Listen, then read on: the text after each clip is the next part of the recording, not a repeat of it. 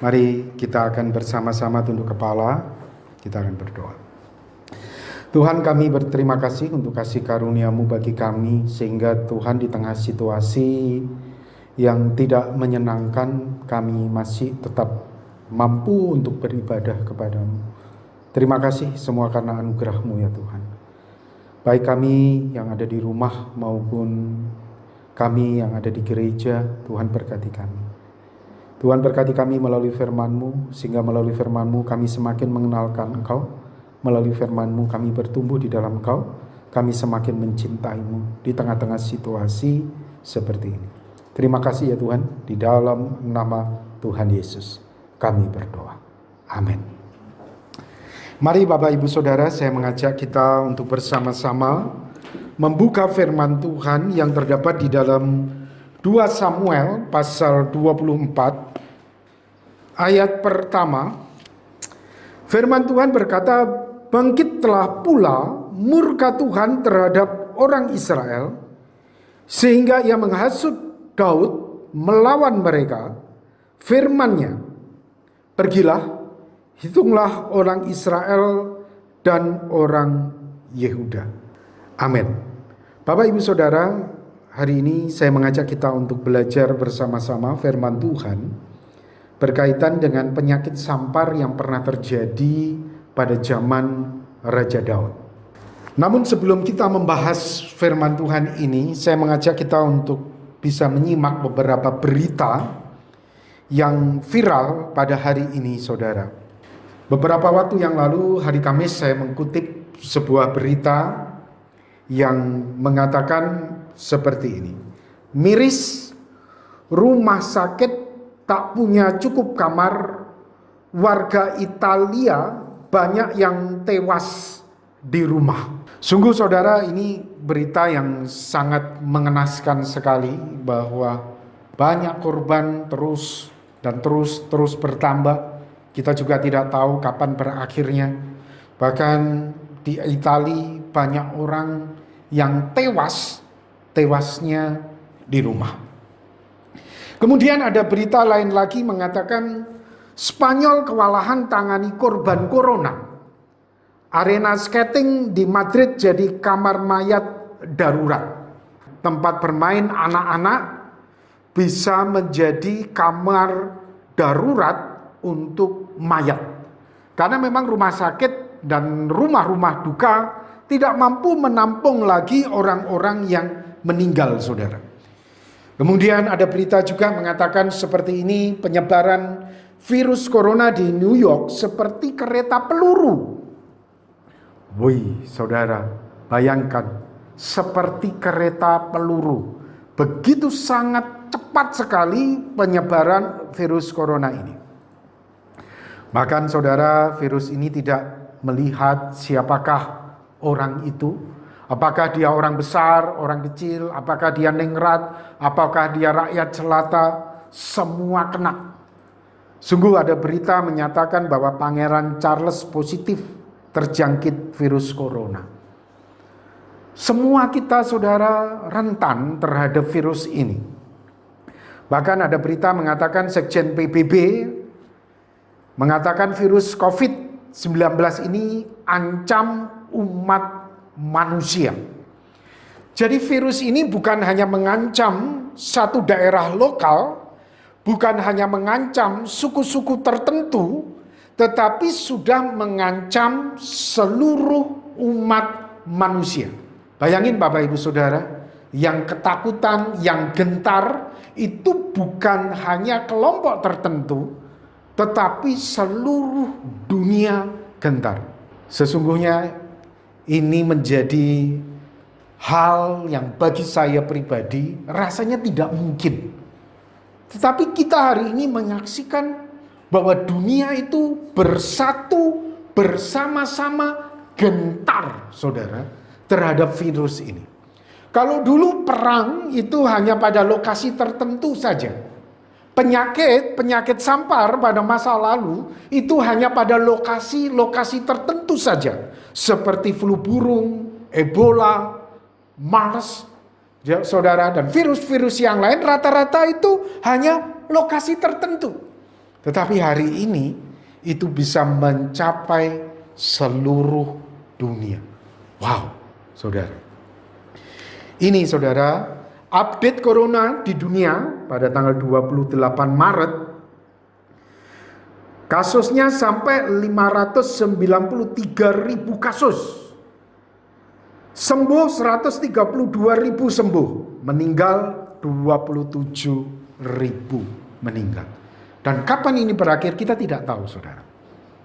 Saudara, hal yang sama itu pernah dialami oleh bangsa Israel pada masa pemerintahan Raja Daud.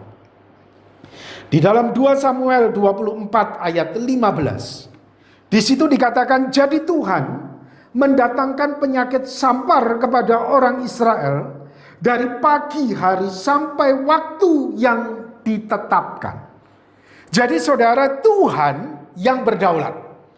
Tuhan yang mengizinkan sampar itu terjadi dari pagi hari sampai waktu yang ditetapkan. Siapa yang menetapkan? Tuhan. Saudara, sama. Virus ini adalah diizinkan oleh Tuhan dan akan berakhir juga dalam waktu yang sudah ditetapkan oleh Tuhan. Kita tidak tahu kapan itu. Kita kembali lagi ke firman Tuhan.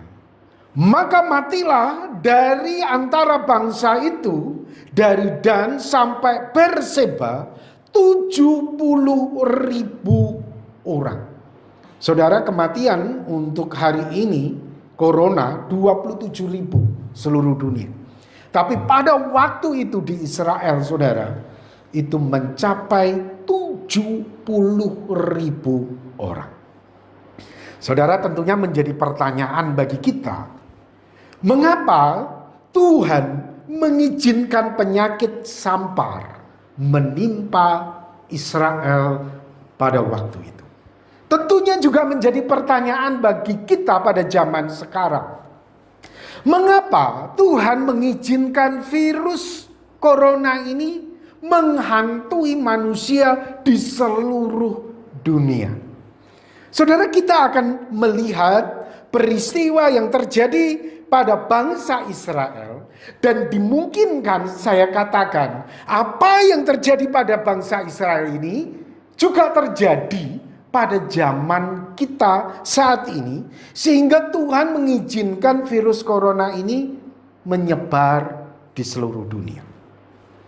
Saudara, kita kembali lagi menyimak 2 Samuel 24 ayat yang pertama. Bangkitlah pula murka Tuhan terhadap orang Israel. Perhatikan saudara, sebelum penyakit sampar itu terjadi, firman Tuhan sudah mendahului. Bangkitlah pula murka Tuhan terhadap orang Israel. Perlu menjadi catatan kita bahwa murka Tuhan itu bangkit dulu, saudara. Tuhan marah dulu terhadap orang Israel. Baru terjadi sampar. Murka Tuhan bangkit terhadap tentunya dosa-dosa bangsa Israel. Dosa Israel apa itu? Alkitab, saudara, tidak menyebutkannya. Alkitab tidak menjelaskannya di dalam 2 Samuel 24 ini. Namun yang pasti itu karena dosa, kesalahan, pelanggaran orang Israel. Kemudian Tuhan itu menghasut Daud untuk melawan Israel. Melawan mereka dengan cara Daud ini memiliki keinginan untuk melakukan sensus terhadap orang Israel. Pada 2 Samuel pasal 24 ayat yang kedua, di situ dikatakan, lalu berkatalah Daud kepada Yoab, panglima tentaranya, pergilah bersama perwira-perwiramu kepada semua suku Israel di seluruh negeri untuk mengadakan sensus. Aku ingin tahu jumlah mereka. Saudara, ketika Tuhan Daud ini memerintahkan kepada Yoab untuk melakukan sensus. Sebetulnya pada waktu itu saudara tidak ada perang, tidak ada peristiwa aneh-aneh, semua aman-aman saja, sehingga Yoab itu heran saudara. Kenapa rajaku ini mau mengadakan sensus? Keheranan dari Yoab ini kita bisa lihat pada ayat yang ketiga. Lalu berkatalah Yoab kepada raja, kiranya Tuhan Allahmu menambahi rakyat 100 kali lipat daripada yang ada sekarang. Dan semoga mata tuanku raja sendiri melihatnya. Tetapi mengapa tuanku raja mengendaki hal ini? Menjadi pertanyaan bagi Yoab pada waktu itu. Mengapa Raja Daud ini mau melakukan sensus? Dan nampaknya Yoab itu menyadari saudara ada motif tersembunyi. Ada agenda tersembunyi dari Raja Daud melakukan sensus ini. Sehingga Yoab berkata, kiranya Tuhan Allahmu itu menambahi rakyatmu 100 kali lipat. Dan engkau dengan matamu sendiri bisa melihatnya. Nampaknya saudara, Yoab itu menyadari ada motif di balik sensus Raja Daud ini tadi. Sebetulnya melakukan sensus itu tidak ada yang salah saudara. Tetapi ada agenda tersembunyi, inilah yang salah. Dari ungkapan Yoab ini saudara, kita bisa melihat kira-kira agenda tersembunyi itu adalah arogansi, sombong, bangga diri. Daud mau menunjukkan, wow, aku hebat. Dulu aku tidak punya apa-apa, sekarang aku seorang raja. Rakyatku, wow, keren. Makanya Yoab berkata, Tuanku raja, kiranya Tuhan akan menambahkan 100 kali lipat. Seolah-olah mau membanggakan hati dari Raja Daud ini. Sedangkan Tuhan itu benci kepada dosa sombong. Dosa ini adalah dosa yang pertama kali dilakukan di alam semesta saudara. Yang dilakukan oleh iblis. Aku mau naik ke tempat yang mau tinggi. Aku mau menyamai Allah. Arogan, sombong. Di dalam Amsal 16 ayat yang kelima. Setiap orang yang tinggi hati adalah kekejian bagi Tuhan.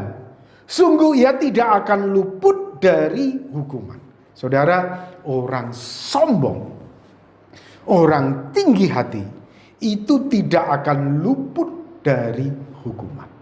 Sebetulnya saudara, sensus itu tidak ada yang salah. Sensus itu adalah hal yang baik untuk melihat bagaimana kondisi, situasi, geografi, populasi dari rakyatnya. Tetapi motif dibalik itulah yang menjadi salah saudara. Kesombongan tadi yang nampaknya disadari oleh Yoab tadi. Kemudian kita lanjut pada ayat yang ke-8. Akhirnya saudara, Yoab berserta dengan perwiranya keliling seluruh Israel. Mereka menjelajah seluruh negeri itu sampai mereka kembali ke Yerusalem setelah lewat 9 bulan 20 hari. Zaman dulu saudara belum ada internet, belum ada mobil, belum ada pesawat ya saudara ya. Perjalanan untuk sensus saja memakan waktu 9 bulan 20 hari saudara.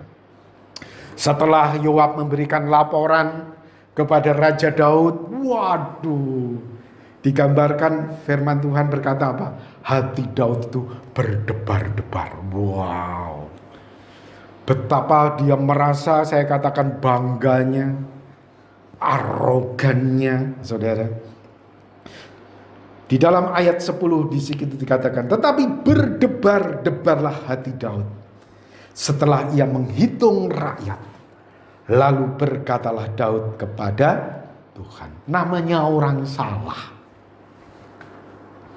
Terus timbul rasa bersalah. Aku telah sangat berdosa karena melakukan hal ini.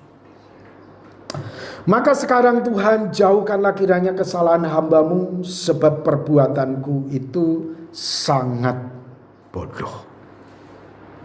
Saudara, kemudian Tuhan memanggil Nabi Gad untuk datang kepada Raja Daud dan menegur Raja Daud. Pada ayat 11 di situ dikatakan, setelah Daud bangun pada waktu pagi, datanglah firman Tuhan kepada Nabi Gad pelihat Daud demikian. Hai Daud, kata Nabi Gad, engkau telah melakukan dosa di hadapan Tuhan. Dan sekarang Tuhan akan mendatangkan hukuman atas bangsa Israel ini. Ada 3 pilihan pada waktu itu. 3 tahun kelaparan. 3 bulan dikejar oleh musuh. 3 hari penyakit sampar.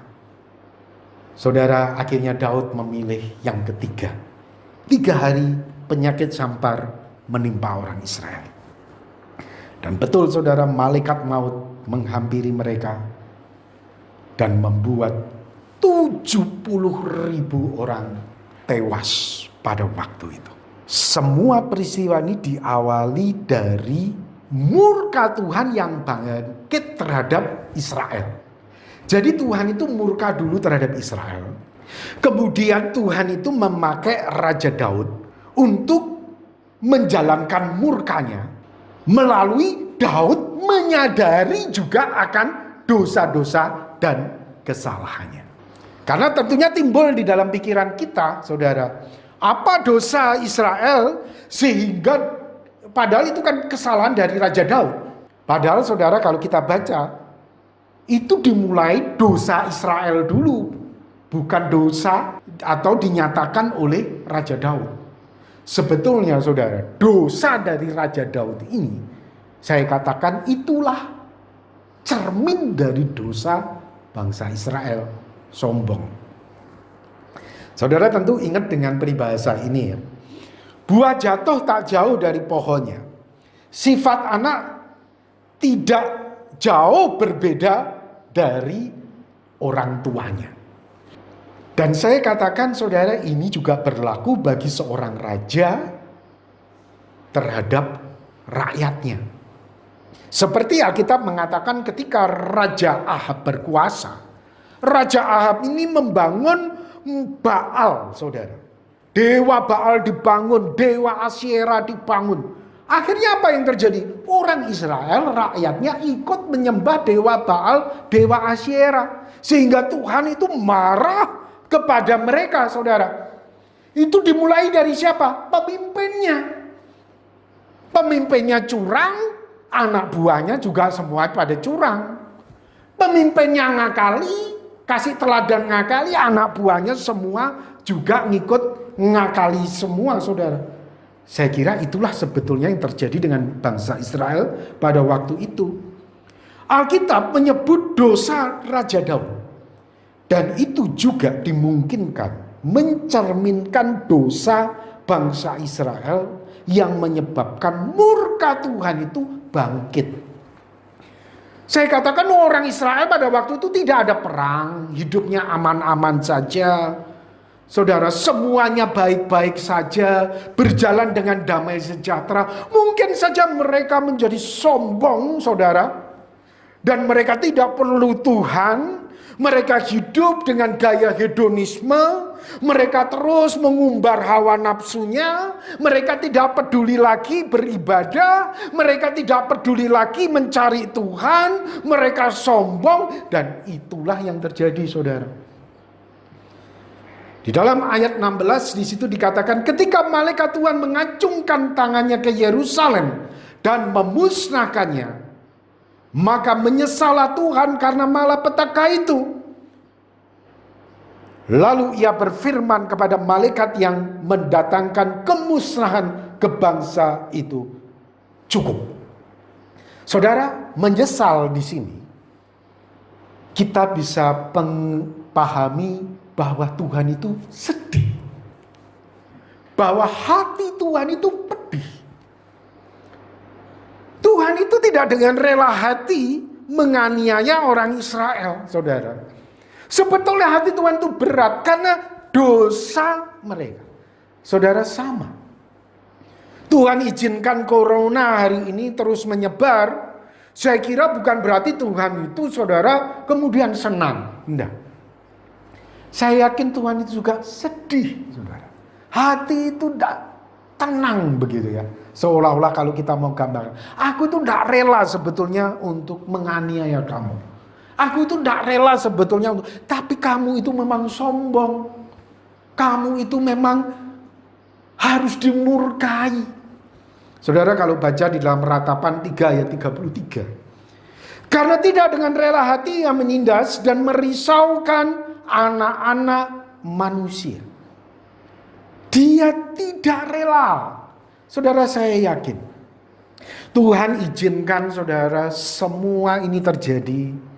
Dunia goncang hari ini. Tuhan tuh saya yakin tidak rela hati. Tapi manusia zaman sekarang, saya katakan mirip dengan zaman Daud ini. Sombong, saudara. Saudara, kesombongan orang zaman sekarang ini digambarkan oleh pemazmur seperti ini. Mazmur 10 ayat 4. Kata orang fasik itu dengan batang hidungnya ke atas. Ya, orang fasik sombong, batang hidungnya ke atas. Allah tidak akan menuntut. Tidak ada Allah. Itulah seluruh pikirannya. Saudara, saya kira itulah yang terjadi pada zaman modern. Zaman teknologi, zaman internet, zaman cari duit itu seperti ngalir. Obat-obatan. Orang bisa sembuh dari flu. Kalau dulu flu biasa bisa meninggal. Hari ini, saudara, flu biasa bisa jalan-jalan, minum obat ringan, bebas dijual. Orang terus menemukan teknologi, terus menemukan penemuan. Sehingga sekarang orang itu lebih tahu gaya hidup sehat bagaimana. Saudara, akhirnya apa yang terjadi? Seperti yang dikatakan oleh penulis Mazmur ini. Tuhan itu tidak ada. Saudara, ini kondisi kita hidup zaman modern sekarang. Semua jadi ateis. Pada tahun 2015, Gallup International dan Y Network of Market Research mengadakan survei terhadap 63.898 wawancara di 65 negara. Hasil survei, saudara, negara Cina berpenduduk terbanyak di dunia juga merupakan negara paling tidak religius. Berdasarkan sebuah studi terbaru, 90% penduduk Cina menganggap diri mereka ateis atau tidak beragama. Cina berada di puncak daftar negara yang paling tidak religius di dunia, lalu diikuti negara-negara di Eropa. Bayangin, saudara, hari ini banyak orang menyombongkan dirinya, banyak orang, saudara, mengatakan bahwa Tuhan itu tidak ada sehingga mengikuti gaya hidup hedonisme. Saudara, ini daftar negara berdasarkan jumlah populasi non-religius pada tahun 2004. Ini saya dapatnya 2004, saudara ya. Saya kira kalau hari ini mungkin bisa berubah, tetapi saya kira tidak begitu jauh. Saudara, yang pertama itu yang banyak ateisnya Tiongkok. 2 Jepang, Vietnam, Rusia, baru negara-negara Eropa yang lain. Kemarin virus corona kemudian berkembang, saudara. Orang-orang yang tidak mengenal Tuhan tetap mengadakan pesta. Karena mereka pikir ya itu paling flu biasa. Ya itu Tuhan itu tidak ada. Tuhan itu tidak menuntut, begitu ya saudara. Ini ada berita mengatakan seperti ini saudara. Nekat gelar pesta di tengah wabah corona. Seorang tamu acara itu positif terinfeksi. Entah ini pesta-pesta apa kita nggak tahu saudara. Ini orang kayak zaman teknologi seperti ini ya saudara. Dan kondisinya saya kira Tuhan betul-betul murka. Dan saya kira Tuhan izinkan virus ini betul-betul menyerang seluruh umat manusia. Saudara, kita akan kembali lagi ke firman Tuhan. Apa yang dilakukan oleh Raja Daud ketika dia menghadapi penyakit sampar ini atau murka Tuhan ini? Di dalam 2 Samuel 24 ayat 17 di situ dikatakan, dan berkatalah Daud kepada Tuhan, ketika dilihatnya malaikat yang tengah memusnahkan bangsa itu, demikian, sesungguhnya aku telah berdosa dan aku telah membuat kesalahan. Saudara, yang perlu untuk kita lakukan dan dunia lakukan bersama-sama, kita kembali kepada Tuhan, kita mengaku kita orang berdosa. Tuhan ampuni aku. Tuhan ampuni aku. Saudara, kita perlu kembali kepada Tuhan. Kita mengaku kita ini orang berdosa, kita orang butuh Tuhan. Presiden Kenya beberapa waktu lalu mengadakan doa nasional bersama dengan bangsanya. Dan dia mengatakan seperti ini. Pada hari itu, melalui para pemimpin agama kita akan meminta pengampunan dari Tuhan atas segala hal yang mungkin telah kita lakukan salah atau keliru padanya. Pada hari itu kita bersama-sama akan meminta perlindungan dan berkatnya bagi bangsa kita, bagi rakyat kita, bagi dunia dan semua warga dunia. Kami akan meminta Tuhan untuk tinggal bersama kami dan untuk membimbing kami, baik di periode ini maupun di periode mendatang. Saudara, ini yang harus kita lakukan. Kita mengaku dosa kita. Ini yang harus dilakukan oleh dunia hari ini. Kita kembali kepada Tuhan. Kemudian saudara, pada ayat 18, di situ dikatakan, pada hari itu datanglah Nabi Gad kepada Daud dan berkata kepadanya, pergilah, dirikanlah mezbah bagi Tuhan di tempat pengirikan Arauna orang Yebus itu. Saudara, Tuhan ingin Daud ini bisa merendahkan diri. Saudara, yang perlu untuk kita lakukan dan dunia lakukan, kita itu merendahkan diri. Tuhan ampuni aku. Tuhan pulihkan hidup kami. Tuhan pulihkanlah kami. Saudara, sungguh apa yang dilakukan oleh Presiden Amerika Donald Trump luar biasa ya. Beberapa waktu lalu dia mengajak untuk Amerika doa nasional. Saudara, merendahkan diri ini saya katakan bukan 1-2 kali.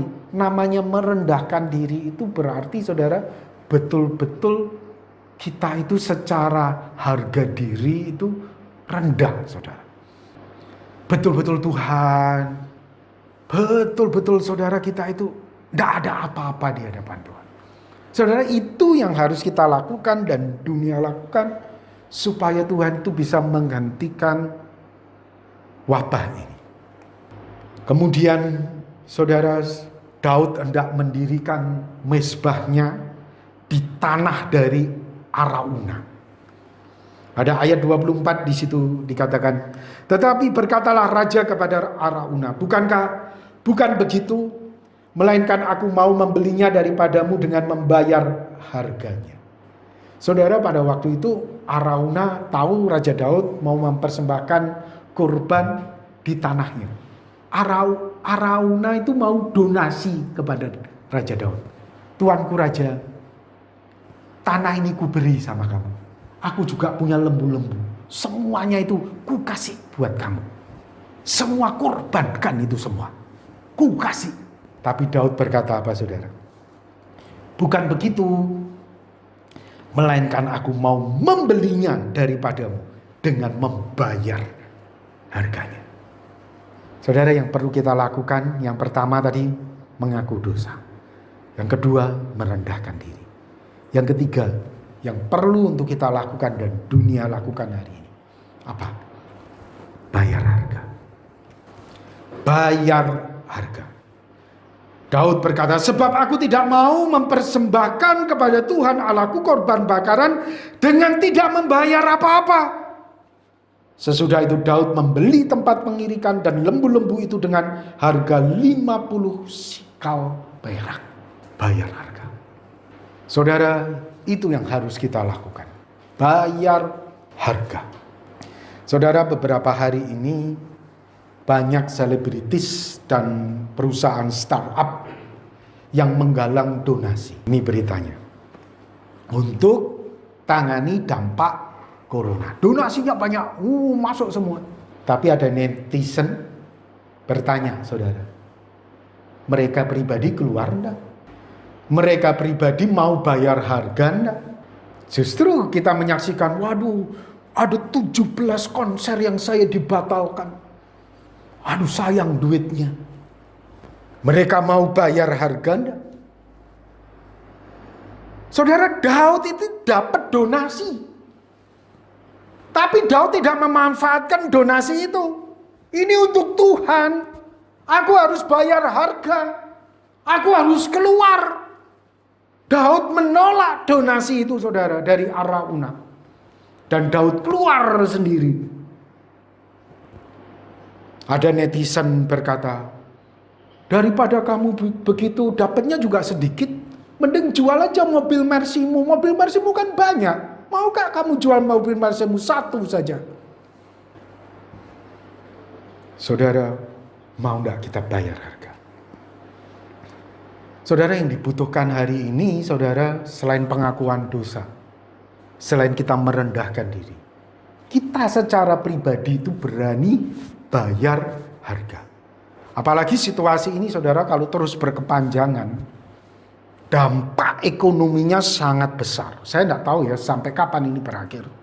Tapi kalau Tuhan sampai tidak menghentikan, saudara, ekonomi seluruh dunia itu kena, saudara. Bayangkan apa yang dikatakan di dalam Wahyu itu betul-betul akan tergenapi. Dan apakah itu sudah hari ini merupakan pengenapan dari Wahyu itu? Ya, kita belum tahu. Sebab di dalam Wahyu itu dikatakan penyakit sampar itu akan terus merajalela, akan terjadi kelaparan. Kalau kelaparan berarti, saudara, itu masalah ekonomi sudah. Berani enggak kita ini bayar harga, saudara? Saudara, ada berita mengatakan Wuhan is back. Masyarakat mulai beraktivitas dan meski terbatas. Tapi kita lihat, saudara, bagaimana Wuhan ini bisa kembali walaupun tidak pulih secara penuh ya sampai hari ini ya, saudara. Tetapi kita lihat mereka berani bayar harga. Dan mereka, saudara, memang tidak mudah ya untuk kita bisa memutuskan lockdown itu, tidak gampang. Terutama bagi kelas menengah ke bawah. Itu akan lebih dulu merasakan efeknya. Mereka yang hidup untuk hari demi hari, saudara, itu akan terhenti ya, saudara. Dan wow, itu memang mungkin ekonomi di Cina itu lebih kuat, sehingga mereka lebih berani cepat mengambil keputusan lockdown. Tetapi memang mengalami kerugian yang besar berkaitan dengan ekonomi. Tetapi kondisinya lebih cepat baik. Ya, kita tidak tahu, saudara, ya untuk kedepannya bagaimana. Tetapi sekali lagi kita juga harus bayar harga. Bayar harga. Saudara, saya akan tutup firman Tuhan hari ini dengan sebuah kesaksian yang ditulis oleh seorang dokter bernama Julian Urban. Dia berusia 38 tahun. Dia melayani di rumah sakit di Italia. Saudara bisa lihat kesaksiannya dia dalam bahasa Inggris itu di websitenya, alamatnya ada di layar LCD, saudara. Saya akan bacakan untuk kita, ya saudara. Dia berkata seperti ini. Tidak pernah bahkan dalam mimpi terburukku, aku bisa membayangkan apa yang telah kulihat dan kualami dalam 3 minggu terakhir di rumah sakit kami. Mimpi buruk itu seperti sungai yang terus melebar dan melebar. Pada awalnya mereka tiba satu persatu, kemudian mereka mulai datang secara lusinan, kemudian ratusan, dan sekarang kami bukan lagi dokter. Kami telah menjadi pekerja di sabuk pengantar. Memilah dan memutuskan siapa yang akan hidup dan siapa yang akan dikirim ke rumah untuk mati. Meskipun semua orang ini telah membayar pajak mereka kepada pemerintah Italia sepanjang hidup mereka. Sampai 2 minggu yang lalu, saya dan rekan kerja saya adalah ateis. Itu normal bagi kami karena kami adalah dokter dan telah belajar bahwa sains meniadakan Tuhan. Saya biasa menertawakan orang tua saya yang pergi ke gereja. Lantas 9 hari yang lalu, seorang pendeta berusia 75 tahun mendatangi kami. Dia pria ramah yang mengalami masalah pernafasan serius. Namun dia memegang Alkitab di tangannya dan dia membuat kami terkesan dengan membacakannya kepada orang-orang yang sekarat sambil memegang tangan mereka.